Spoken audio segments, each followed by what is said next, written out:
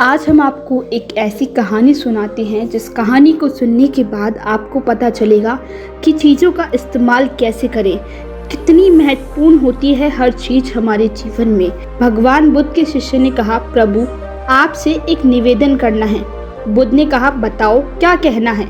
शिष्य ने कहा, मेरे वस्त्र पुराने हो चुके हैं, अब ये पहनने लायक नहीं रहे, कृपया आप मुझे नए वस्त्र देने का कष्ट करें। बुद्ध ने शिष्य के वस्त्र देखे, वे सचमुच फट चुके थे और जगह जगह से घिस चुके थे, इसलिए उन्होंने शिष्यों को नए वस्त्र देने का आदेश दिया। वह शिष्य वहां से नए वस्त्र लेकर चला गया। कुछ दिनों बाद बुद्ध शिष्य के घर पहुंचे। बुद्ध ने शिष्य से कहा, क्या तुम अपने नए वस्त्र में आराम से हो? तुम्हें और कुछ तो नहीं चाहिए? शिष्य बोला, धन्यवाद प्रभु, मैं इन वस्त्रों में बिल्कुल आराम से हूँ, मुझे कुछ नहीं चाहिए। तुम्हारे पास नए वस्त्र आए हैं तो तुमने पुराने वस्त्रों का क्या किया?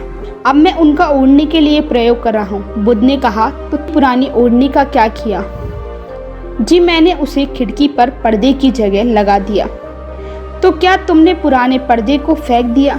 जी नहीं, मैंने उसके 4 टुकड़े करके का प्रयोग रसोई में गर्म पतीले को आग से उतारने के लिए कर रहा हूँ।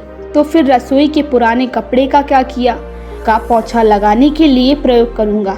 तो तुमने पुराने पोंछे का क्या किया? प्रभु वो अब इतना तारातार हो चुका था कि उसका कुछ नहीं किया जा सकता था, इसलिए मैंने उसका एक एक धागा अलग कर दिया और उसकी बत्तियाँ बना ली। उनमें से एक दिया आपके कक्ष में कल प्रकाशित किया था। बुद्ध शिष्य की बात सुनकर बहुत खुश हुए और खुश होकर सोचा कि उनका शिष्य वस्तुओं को बर्बाद नहीं करता और उसे सोच समझकर प्रयोग करता है। दोस्तों, इस कहानी से गौतम बुद्ध ने हमें बताया कि हमें वस्तुओं का सही तरीके से इस्तेमाल करना चाहिए।